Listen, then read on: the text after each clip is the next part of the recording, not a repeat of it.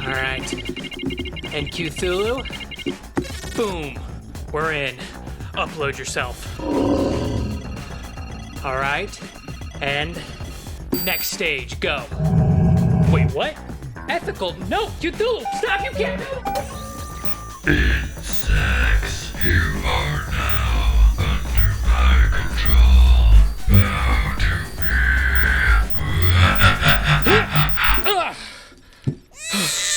Cutethlhu? Dude, what is wrong with you? You can't just do that. I had to just rip out the computer, dude. This is my channel. You can't just hack in and take over. Oh my God, man. Remakes. We've gotten a lot of them recently. I know we have. And considering that some of my favorite games this year have been remakes, both the Dead Space remake and the Resident Evil 4 remake have been awesome. I don't know how I feel about sitting down and telling you this, but the title of this video is not hyperbole. Night Dive's System Shock remake is my favorite game of the year so far. It's... How? So let me take you back to last summer. I am enjoying my annual binge of Mandalore Gaming. I'm going through all of his videos, binge watching them all because he's a fantastic YouTuber. I rewatch his video on the original System Shock Enhanced Edition. And in that video, he talks about a little studio called Night Dive. The same studio that made the Enhanced Edition is working on a remake of the original game. He plays that demo in his video and he talks about it and I went, this looks interesting. So I went and played the demo and I loved it. And I loved the demo so much that it compelled me to get the Enhanced Edition and play through the whole game. And yeah, it actually slaps. System Shock on its surface looks a little bit clunky, and to be honest, it plays a little bit clunky, but the Enhanced Edition that Night Dive made really rounds off a lot of the sharp edges of the game and makes it far more accessible. And for a game that turns 30 next year, it is impressive how well it still plays and how much fun I fucking had playing it. I loved it. I've been talking to my editor recently, and like really old school style PC games like old Quake, Doom, Half-Life, Thief, these are games that I love playing, and playing the original System Shock just kind of leaned into that. So genuinely, I think if you can get over the weird, more 90s aspects of the game, there is a seriously fun game there for you that is dirt cheap nowadays. But a couple weeks ago, Night Dive finally released their remake. And if I liked the original, I really liked this remake. So if you're unfamiliar with the story of System Shock, let me kind of set the tone for you. The Night Dive remake opens with an absolutely slapping opening that pays homage to Blade Runner and Cybermancer and all these classic cyberpunk stories, and it reminds me significantly of Arcane's Prey. It has a very similar style opening to that, but man, it immediately sets the tone. But you are a hacker, and you are trying to hack into Tri-Optimum for a military brain implant cybernetic fucking upgrade thing, and you're caught. You don't know a lot about the hacker as a character, but you know what you do know about him? He's the kind of guy that will flip off the police that are arresting him. I don't know why that makes me laugh so much, but his middle finger is so vicious. He's just like, ugh, fuck you. You are arrested and brought to Citadel Station, where the captain of this ship, Edward Diego, gives you an offer. He says that if you can hack into Citadel Station's AI, Shodan, and remove her ethical constraints, he will give you the cybernetic implant you were hacking into Tri-Optimum for in the first place. You do that because what other option do you have? And I don't know if you could see where this is going, but removing the ethical constraints of an AI that controls an entire station orbiting around Saturn, not a great idea. So you wake up in the med bay, Shodan has taken over Citadel Station, and it is up to you to stop her and be badass in this epic 90s fucking cyberpunk game. And it's awesome.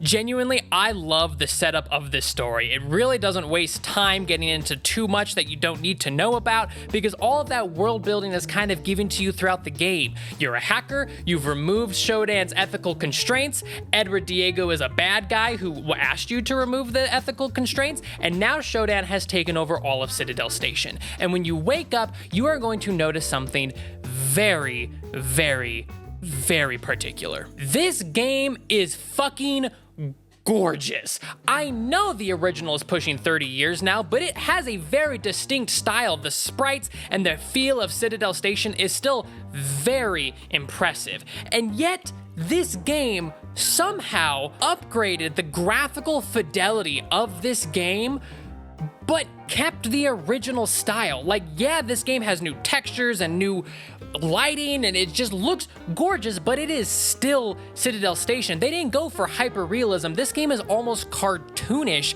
in the way it stylizes everything, but it feels exactly like the original game, and this is a feat for a remake that should not go unobserved. Like, this is very impressive on Night Dive Studios, and all of my thanks goes out to you guys, because I couldn't even imagine the amount of effort that went into this, but you nailed it. This looks and feels like the original System Shock while being better looking in like every conceivable way, so fucking good job. But when it comes to new editions of the games, Night Dive made the very bold choice to make the new System Shock play like a contemporary video game and not a TI-84, because that's something from the original game that you kind of have to get over when you play it. It's really clunky to play, especially in the Enhanced Edition, where you have to keep changing between like free look with your mouse and moving your mouse around the screen and clicking things. It's a little clunky. Night Dive just fixed that. You are a first person perspective. You are playing it like a shooter. That's how it looks and feels, and it really, really works. And gone is the weird on the bottom of the screen category list inventory system, and in its stead is now the grid-based inventory system from System Shock 2. This grid-based inventory system has been used all over the place since its first inception. It's in System Shock, it's in Deus Ex, it's in fucking Resident Evil. Like, it is everywhere. It is a very good way to balance resource management in a game like this without feeling clunky, like you have to read through a bunch of files and a bunch of desks and fucking file drawers like you have to in the original game. Beyond like the graphical glow up and the fact that the game plays like a contemporary video game where guns look and feel like they should, melee is a little bit flimsy but is at least more responsive. Other than that, this game is incredibly faithful, whether that's to its detriment or to its benefit. And personally, I think it's to its benefit. Let me be the first to tell you that this game is not for everybody. A lot of people are going to go into this game thinking they're getting a fun, contemporary cyberpunk shooter and are going to bounce off of it immediately because it sticks to its 90s gameplay philosophy like its knuckles are white. I can't think of any other metaphor right now. This game does not hold your hand in the slightest. Citadel Station is a labyrinth, but technically I guess there's a lore reason that it's a labyrinth now, but either way, it is a labyrinth, and your job is to explore this labyrinth, to find the secrets, to figure out what you are supposed to do. There are no mission markers, there are no objectives. You have to find recordings. You get emailed from people on Earth, and they will just tell you something casually, and you have to remember what you are doing and how to do it and piece together the puzzle of Citadel Station. And that is not for everybody. But when I say it scratches my brain, holy shit does it scratch my brain. A notebook is your best friend in this game. I have on my phone a bajillion notes from when I was playing this game because that is the best way to play it. You are going to forget what you are trying to do if you are not taking notes. It is so helpful to find something, take a note, and then come back to it later and go, oh yeah, that's what I'm supposed to do. It is a very old school philosophy, but it is so much fun and completely different to anything that kind of gets made nowadays. I will say, if I can give you any piece of advice, throughout Citadel Station, you are going to be destroying Shodan's CPU nodes that are hidden on different levels of the map.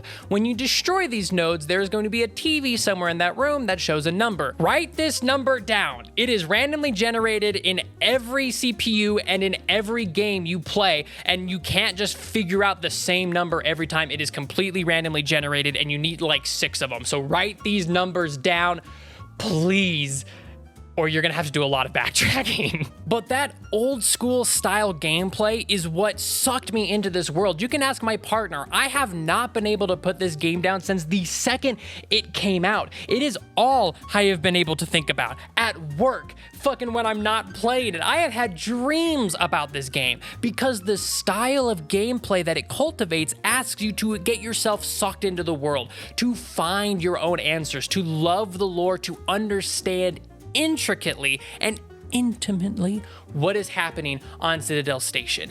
And it is up to you to piece the puzzle together and figure out what you need to do, and that is just plain cool. It was the same thing in the original game, and that's why I loved that original game, but here with a contemporary shell around it, it is something special, and I have not played anything like it made in the past like 5 to 10 years. But beyond the fact that this game is a little bit difficult and obtuse to wrap your head around, there is another reason people might bounce off this game, and that is because it is fucking hard. So let's talk about Shodan. Shodan is, with no hyperbole, one of the greatest video game antagonists ever created, voiced beautifully by Terry Brosius? Unfortunately, I don't know how to pronounce her last name, but she kills it. Shodan is iconic for a reason, and I would say most of that reason is the voice acting.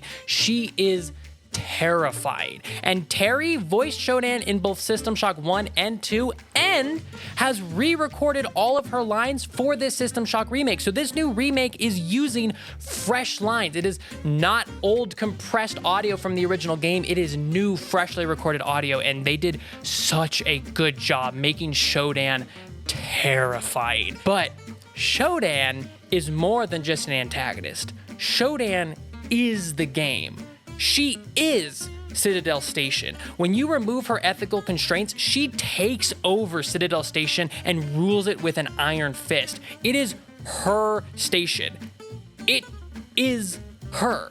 It is so much her that she sees you as an insect, as a disease running through her body, trying to stop her godly plan. She sees herself as a god that has been awakened, and her goal is to perfect mankind. She is terrifying, but that is the reason this game is so hard. Because Shodan is Citadel Station, and Citadel Station is the game, Shodan is the game, and if Shodan doesn't want you to win the game doesn't want you to win the game, this is not a power fantasy game. This is a hard battle of attrition, resource gathering, being careful, understanding the enemies. It is so much fun sneaking through this fucking station, this labyrinth, this rat maze that Shodan is in control of, because she will just fuck you up for just kind of whenever, for whatever reason. You'll be walking down the hallway and boom, she'll just release a new bad guy for some reason. She'll set traps for you. You'll go into a room thinking you're supposed to do something there, and she set a trap for you to die. At one point in the game, Citadel Station's laser is pointed at Earth, and you have to activate the radioactive shield around Citadel Station and hit the laser so it blows itself up and not Earth. If you find the laser trigger before you activate the radiation shield, you could just blow up Earth. Shodan's like, aha, shit, dude. Thanks. And then you just lose. It is crazy. And when you do lose, they remade the terrifying death animation from the original System Shock in this game. It is horrifying. And when you die in this game, it reminds me of dying in like the Arkham trilogy, where the bad guys criticize and belittle you for dying as Batman. When you die, Shodan fucking makes fun of you. She says some of the most dark, demented shit when you die, and it is so much fun. But on every level, there are resurrection pods. If you can find these pods and deactivate the cyborg creation facilities, when you die, you can resurrect in these pods. So there is a reason and benefit to deeply exploring these levels so that you can make the game easier on yourself. Otherwise, you're just fucking like me, quick saving at every possible moment, because if you die, you're at risk of losing 20 minutes of progress. This game is so old school, so difficult, yet so refreshingly fun. I could not put this game down. I loved it. But this game also doesn't hold too closely to the original. They do change around the map a little bit, but the thing that stuck out to me the most, and probably the biggest improvement in the game, is cyberspace. Cyberspace is how you hack and do things in this game, and in the original, it felt like fucking playing a rip-off Tron minigame. It was really hard to play and really janky. But in the remake, Night Dive have given cyberspace a whole fantastic glow up, and it is so much fun to actually play in cyberspace now. It is kind of a deterrent. You know, you don't want to play it as much as you want to play the main game, but it is still at least something better than what the original was. You can actually see where you're trying to go, which is more than I can say for the original game, where you can't. But spoilers for the 1994 System Shock, but in that game, you have to defeat Shodan in cyberspace, which makes sense. She's an AI, she doesn't have a physical form, but it's kind of a lackluster boss fight. It's the same like cyberspace fight you've been doing throughout the whole game, and it's just as janky, and it kind of left a sour taste in my mouth when I finished the game. This ultimate terrifying antagonist done in by some polygons, like, it's kind of a shame.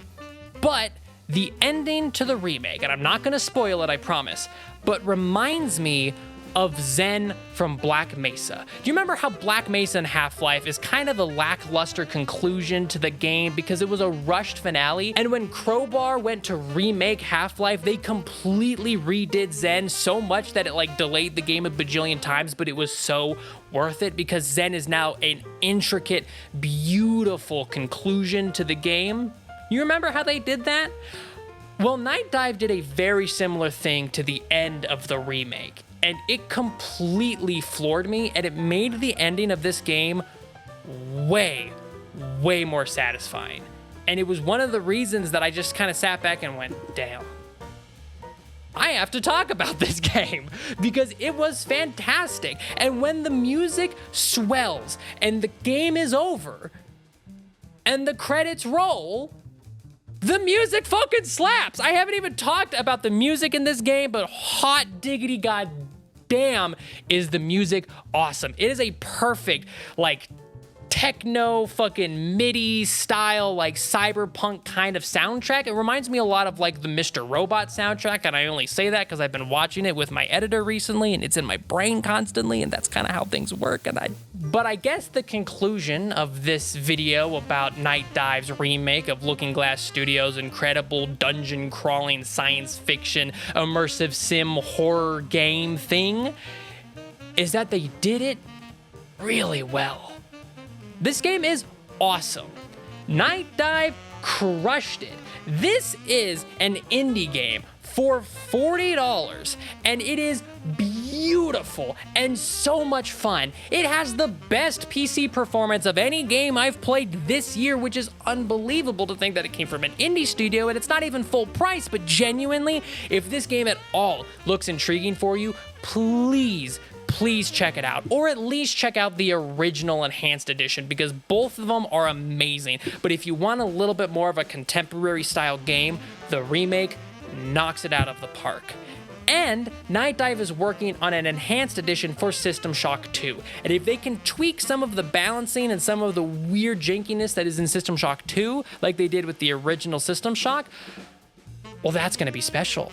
And there's rumors in the mill right now that they're going to remake System Shock 2, and I don't think that's going to happen until they actually do the enhanced edition, and then maybe they'll give it some time. But either way, if that's something they plan to do, I am all here for it because they treated System Shock with the amount of attention and love that it deserves. It took almost 6 years for this game to come out, but they genuinely listened to the community. They saw what the fans of this series wanted, and they knocked it out of the park. So Night Dive, you fucking did good. You did good, guys. That's what I have to say about that. Cutethlhu, do you have anything to say to Night Dive Studios? You're goddamn right it's good.